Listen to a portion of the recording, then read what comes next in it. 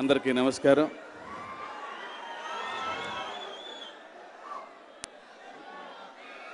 మా నందమూరి తారక రామారావు అభిమానులందరికీ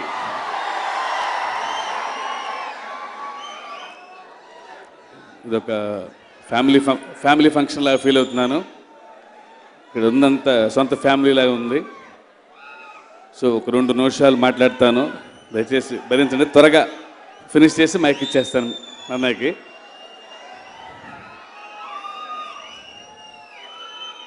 అంటే నాకు ఈ సినిమా చాలా నాకు స్పెషల్. నాకు ఈ సినిమా ఎందుకంటే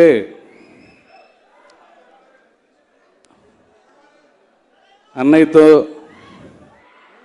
నా రిలేషన్షిప్ చాలా స్పెషల్. నేను రైటర్గా కూడా ఇంకా పెద్దగా ఎదగనప్పుడు బృందావనం రాశాను. బృందావనం రాసినప్పుడు కూడా ఎక్కువగా బయటకు వచ్చి మాట్లాడలేకపోయాను, ఎవరికి తెలియదు. సో ఇదే శిల్పకళా వేదిక మీద ఎన్టీఆర్ గారు అన్నయ్య నాకు మీ అందరికీ పరిచయం చేశాడు నన్ను. సో ఆ రోజు మొదలైంది అసలు యాక్చువల్గా నా original journey Brindavanam audio function నుంచి.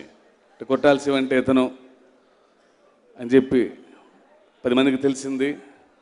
నా ఫ్రెండ్స్ అందరూ ఫోన్ చేసి నేను చూసాం స్టేజ్ మీద, ఎన్టీఆర్ గారిని గురించి మాట్లాడటం విన్నాము అని. సో ఆ రోజు మొదలైన నా జర్నీ అది బృందావనం. అందుకే అన్నయ్యతో సినిమా, ఎన్టీఆర్ గారితో సినిమా అంటే నాకు ఎప్పుడు చాలా స్పెషల్ నాకు. సో దానికి కొంచెం నా పెన్ ఇంకొంచెం ఎక్కువ రాస్తుంది ఆయన కోసం. అండ్ సినిమా చేసినప్పుడు ఒక చిన్న ఎక్స్పీరియన్స్, అంటే ఆయన ఎనర్జీకి మ్యాచ్ చేసి రాయాలి. ఆయన ఇచ్చే ఎగ్జైట్మెంటు, అంటే ఈరోజు సీన్ చెప్తే ఒక ఎగ్జైట్మెంట్ ఇస్తారు నాకు. సో ఆ ఎగ్జైట్మెంట్ కోసం అని చెప్పి మళ్ళీ రేపు మార్నింగ్ ఇంకొంచెం రాసి ఆ ఎగ్జైట్మెంట్ చూడాలని కోరిక నాకు ఎప్పుడు ఆయనతో. సో అలా పనిచేసిన సినిమా ఈ జనతా గ్యారేజ్. అంటే అన్నయ్యతో సినిమా అంటే అప్పట్లో రైటర్గా జనతా గ్యారేజ్ బృందావనంతో ఆయనతో రిలేషన్ స్టార్ట్ అయింది, ఇప్పటిదాకా కంటిన్యూ అయింది. ఈ జనతా గ్యారేజ్ ఒక బ్లాక్ బస్టర్ కొట్టి ఆయనతో ఈ రిలేషన్ ఫర్ ఎవర్ మెయింటైన్ చేస్తా అని చెప్పి మీకు చెప్తాను నేను. మీకు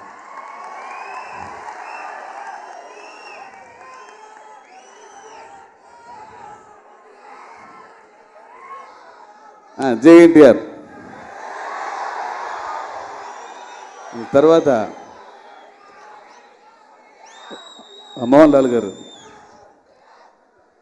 చిన్నప్పుడు స్కూల్లో ఉన్నప్పుడు ఆయన సినిమాలు, కాలాపాని, ఇవన్నీ ఆయన సినిమాలు చూస్తూ పెరిగాం. ఆయన అంటే one of the finest actors in India. ఆయన సినిమా చూస్తే చాలనుకున్నాం.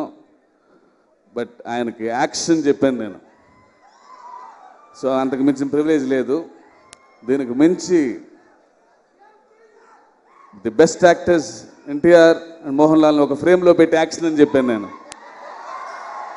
ఇంకా అది చాలు, నాకు చాలా ఎర్లీగా వచ్చేసింది, నాకు చాలా సుడుంది నాకు. తర్వాత బ్యూటిఫుల్ గర్ల్స్ సమంత అండ్ నిత్య. అంటే ఇలాంటి యాక్టర్స్ని పెట్టుకొని నేను డైరెక్షన్ చేయడం అనేది నిజంగా నాకు వరం, నాకు చాలా అదృష్టం నాకు అది. తర్వాత నాది ప్రతి సినిమా సక్సెస్ అంటున్నారు, బట్ అందులో ఒక స్పెషల్గా ఏంటంటే నాకు స్వార్థం ఉంది. నాకు ప్రతి సినిమాలో నాకు బెస్ట్ టీం ఉంటుంది. నాకు సగం 3/4 సినిమా వాళ్ళు మోసేస్తారు. సో కొంచెం అటు ఇటు అయినా అలాంటి టీంని పెట్టుకోను నేను. ది బెస్ట్ టీం ఉంటే కొంచెం సేఫ్ అని చెప్పి ఆల్వేస్ ది బెస్ట్ టీంని పెట్టుకుంటాను నేను. సో అలా ఫస్ట్గా ఈసారి తిరు గారు, తిరు sir, you are one of the best technicians I have ever seen and I have learnt a lot from you. Janta Garage wouldn't be this bigger without you. అంటే ప్రతిరోజు cinema స్థాయి పెంచుతూ ఆయన విజువల్స్తో, నేను రాసిన దానికంటే ఎక్కువ విజువల్స్ తీసి సినిమా క్యాన్వస్ పెంచి నాకు రోజు ఎన్టీఆర్ గారు ఎంత ఎగ్జైట్మెంటో సెట్లో, తిరు గారు ఎంత ఎగ్జైట్మెంట్ నాకు. You're always an excitement, an inspiration. And I always, every day, I learned a lot from you, sir. Thanks a lot from the bottom of my heart. Thank you, sir. And నాకు ఒక్కసారి director గారు మాట్లాడుతుంటే I just want everyone to be quiet. ఒక్క నిమిషం. మన కోసం super hit అందించడానికి 6 నెలలుగా కష్టపడుతున్న వ్యక్తి మాట్లాడుతున్నాడు. ఆ రెస్పెక్ట్ మీరు ఆయనకి ఇవ్వాలి.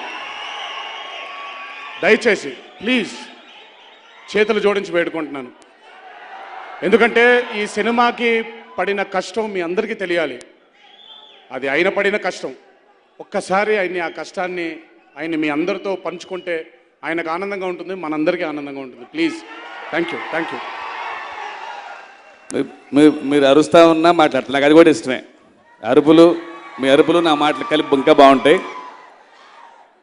తర్వాత మా art director Prakash first cinema నుంచి నాతో ట్రావెల్ అయ్యి కథ ఫస్ట్ నేను రాసుకున్నప్పుడు ఆ కథ వింటారు. ప్రతి సీన్కి ఏం కావాలి, సెట్స్ ఎలా కావాలి, కలర్స్ ఏంటి, ఆ సీన్ మూడ్ ఏంటి, ఫస్ట్ సినిమా నుంచి ఇప్పటిదాకా ట్రావెల్ అయ్యి పెద్దగా మాట్లాడరు, పెద్దగా ముందుకు రారు. Is one of the finest technicians మన తెలుగు ఫిల్మ్ ఇండస్ట్రీలో ప్రకాష్ గారు. Sir thanks a lot sir. మా చెంటి గారు అసలు ఎప్పుడు రారు. ఆయన ఎప్పుడు వస్తానని చెప్పి నాకు తెలిసి ఇప్పటికి కూడా ఇంకా ఎడిటింగ్ రూమ్లో కూర్చొని ఇంకా మన సినిమా ఎడిటింగ్ చేస్తూ ఉంటారు చెంటి గారు. అంటే ఆయన ఎక్స్పీరియన్స్ నాకు ఇప్పటివరకు ఫస్ట్ సినిమా నుంచి ఆయన లేకపోతే కొన్ని సీన్స్ అంటే ఆయన చెప్పే విధానం కానీ ఆయన ఎక్స్పీరియన్స్ మాకు చెప్పే విధానం కానీ.